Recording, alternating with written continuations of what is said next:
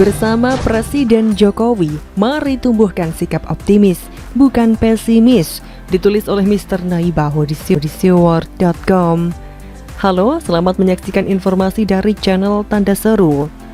Percepatan vaksinasi, pembatalan vaksinasi berbayar, hingga tengah malam belusukan bagi-bagi sembako ke pemukiman padat penduduk di Kelurahan Sunter Agung Tanjung Priok, Jakarta Utara. Presiden Jokowi langsung yang membagi-bagikan sembako dan paket obat-obatan bagi warga. Sebelumnya, Presiden Jokowi pantau langsung perkembangan vaksinasi bagi anak-anak umur 12 tahun ke atas. Beliau sapa seluruh provinsi yang melakukan vaksinasi anak-anak tersebut. Semua itu dilakukan Presiden Jokowi demi upaya bagaimana agar rakyat Indonesia tidak takut lagi terhadap COVID-19 yang begitu nyata sudah banyak merenggut nyawa. Dan bahkan pemerintah harus melakukan PPKM sebagai tindakan nyata untuk mengurangi penyebaran COVID-19. Tapi, bagi politikus busuk plus bagi kaum yang tidak suka dengan kepemimpinan Presiden Jokowi akan terus melakukan narasi-narasi yang melemahkan rasa optimisme Indonesia bisa keluar dari prahara COVID-19 ini. Mereka terus menyemburkan rasa pesimis agar rakyat Indonesia menyerah dan menyalahkan pemerintah yang tidak bisa mengendalikan pandemi ini. Akankah kita harus pesimis? Tentu tidak. Bersama Presiden Jokowi seharusnya kita optimis menghadapi pandemi global ini, bukan? Hari-hari ini narasi pesimis sedang ada yang mendengungkannya. Sederhana sebenarnya. Siapa di balik itu semua? Dengan sangat telanjang terlihat kok siapa-siapa saja yang menjadi penulis skenario dan memiliki kepentingan di sana. Beberapa pihak bisa disebut politikus yang tidak tahan untuk ngebet menjabat, padahal dalam pemilu tidak bisa apa-apa. Mengaku demokratis tetapi abai falsafah dasar demokrasi. Adanya tempo, waktu pemilu yang sudah jelas, masa lalu yang terusik keberadaan dan kepentingannya. Ini banyak warna dan jenis, bisa ormas terlarang, dapat pula pejabat yang tidak lagi mendapatkan bagian kue yang lezat, dan mereka sudah kadung sukacita dengan itu. Terbaru jelas mengenai vaksin, susah melihat ini tanpa adanya intervensi kepentingan, mau bisnis, politis, dan juga agama yang masuk. Animo masyarakat demikian tinggi, namun akses ke sana sangat susah. Dugaan bahwa adanya upaya sabotase cukup kuat. Lanjutannya adalah narasi pemerintah gagal dan kudu mundur. Logika kelewatan yang dibangun karena memang ngebet berkuasa. Liburan hari raya jauh-jauh hari sudah dinyatakan dilarang.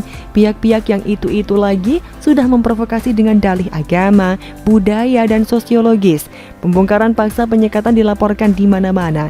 Apakah ini spontanitas warga? Tidak. Ini dampaknya hingga saat ini. Tiba-tiba oksigen hilang dan menjadi bahan demikian langka. Padahal pandemi sudah setahun lebih. Mosok tiba-tiba baru perlu oksigen. Ini jelas bukan spontan atau paniknya massa. Ada yang menyekenariokan pun obat yang menjadi polemik di antara lembaga yang ada. Narasi lanjutan pihak-pihak yang sakit hati makin menjadi seolah-olah pemerintah gagal dan mundur.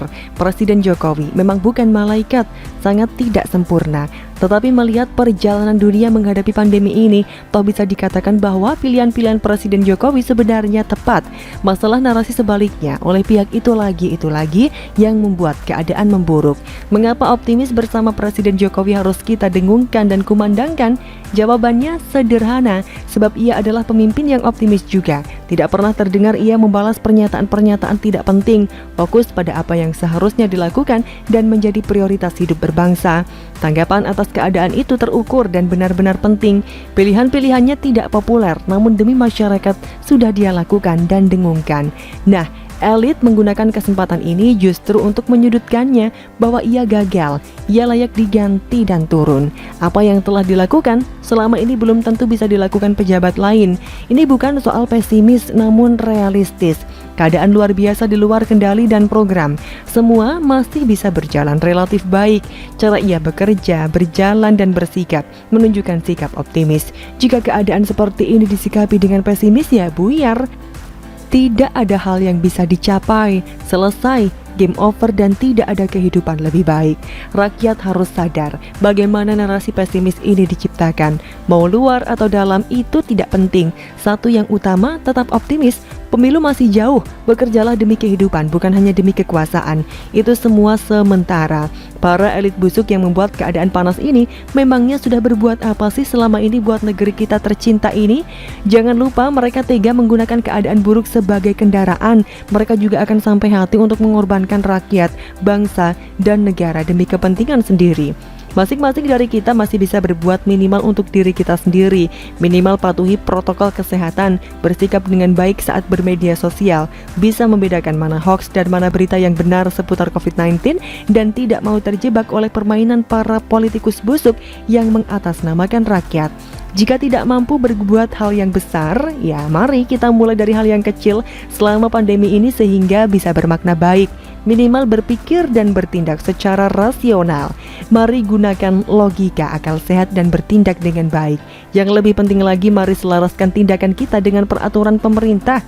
Gaya hidup baru, mengenakan masker, cuci tangan, tidak bergerombol, dan mengurangi aktivitas adalah langkah terbaik untuk menghadapi gempuran pandemi COVID-19. Yang lucunya lagi, para elit politik busuk selalu menggunakan narasi pembenar untuk mencari nafkah. Jika beneran demikian, itu elit sama sekali tidak kekurangan, toh masih juga ngider untuk membuat kekacauan. Jadi mari bersikap optimis bersama Presiden Jokowi. Semoga pandemi ini segera berakhir dan aktivitas kembali berjalan seperti semula. Semoga. Bagaimana menurut Anda? Dr. Louis makan korban, ditulis oleh Adin di seword.com. Halo, selamat menyaksikan informasi dari channel Tanda Seru. Sampai detik ini penyebaran COVID-19 belum bisa ditanggulangi. Apalagi kini penyebaran virus ini masuk kategori lonjakan karena jumlahnya yang sangat besar. Karena lonjakan yang signifikan, pemerintah pun segera mengeluarkan kebijakan pemberlakuan pembatasan kegiatan masyarakat atau PPKM Darurat Jawa Bali 3 sampai dengan 20 Juli 2021. Bahkan karena masih perlu waktu PPKM Darurat, menurut rencana akan diperpanjang. COVID-19 memang sangat menyebalkan karena penyebaran seolah dibantu oleh keinginan, kesukaan, dan kebiasaan masyarakat. COVID-19 ini menular melalui kerumunan, interaksi sosial, dan lainnya yang biasa dilakukan masyarakat. COVID-19 bisa menular lewat kebiasaan mudik, padahal mudik merupakan kebiasaan bahkan ritual budaya yang hampir mustahil dihilangkan. COVID-19 bisa menular lewat kerumunan, misalnya nongkrong, kajian, sekolah, dan sejenisnya. Padahal nongkrong merupakan kesukaan dan kebiasaan anak muda dan juga orang tua. Pengajian merupakan salah satu ritual agama sehingga sering dijadikan alasan agar pengajian tetap digelar karena untuk menuntut ilmu agama. Sekolah merupakan sarana untuk belajar. Selain itu, banyak orang tua murid yang menginginkan kembali belajar tatap muka karena sudah pusing mengajar anaknya yang ternyata sungguh merepotkan. Penularan COVID-19 melalui kebiasaan masyarakat sangat sulit dihindarkan. Apalagi banyak masyarakat yang tidak percaya COVID-19 sehingga mereka abai protokol kesehatan. Ada yang percaya COVID-19 tetapi mereka malas menerapkan protokol kesehatan. Jadi penularan COVID-19 ini banyak celah dan difasilitasi oleh kita sendiri. Apalagi banyak tokoh masyarakat, baik itu ulama bahkan dokter sekarang ini tidak percaya COVID-19 sehingga mereka berkomentar negatif tentang virus ini. Pernyataan-pernyataannya berbahaya dan berpengaruh terhadap pola pikir masyarakat yang jadi korban ya masyarakat itu sendiri. Terkini ada seorang dokter yang menjadi kontroversi karena pernyataannya tentang COVID-19. Namanya Dr. Louis. Dokter biasanya sangat paham terhadap kesehatan dan menganjurkan masyarakat untuk menerapkan protokol kesehatan dengan ketat demi kesehatan masyarakat. Tapi Dr. Louis malah tidak percaya COVID-19. Bahkan menurutnya orang-orang yang meninggal yang katanya oleh COVID-19 sebenarnya bukan karena COVID-19, tapi karena interaksi obat yang diberikan. Pernyataan ini tentu saja hoax, jangan sampai dipercaya masyarakat. Buktinya, orang-orang yang menjalankan isolasi mandiri atau isoman cukup banyak yang meninggal padahal tidak diberi obat oleh rumah sakit alias berobat mandiri. Sayangnya, hoax ini sudah menyebar di masyarakat, bahkan memakan korban. Hoax soal bahaya interaksi obat yang disebarkan oleh Dr. Louis Owin memakan korban. Seorang warga Depok bernama Helmi Indra menceritakan kisah ayahnya yang meninggal setelah termakan hoax terkait corona dari Dr. Louis. Helmi menceritakan ayahnya termasuk orang yang percaya pada beberapa hoax terkait corona. Salah satunya terkait hoax vaksin corona haram. Ayah Helmi termakan hoax vaksin itu haram, padahal waktu itu Helmi sudah share berita soal MUI yang menyatakan vaksin itu halal. Waktu itu vaksinnya Sinovac, bapaknya juga punya penyakit komorbid. Ayahnya juga tinggal di Tegal itu pun menolak divaksinasi. Hingga akhirnya pada 6 Juli sang ayah terinfeksi corona dan bergejala. Gejala pertama tanggal 6 Juli, padahal 2 hari sebelumnya adik Helmi yang di Tegal juga terpapar. tetapi sang ayah tetap tidak mau divaksin.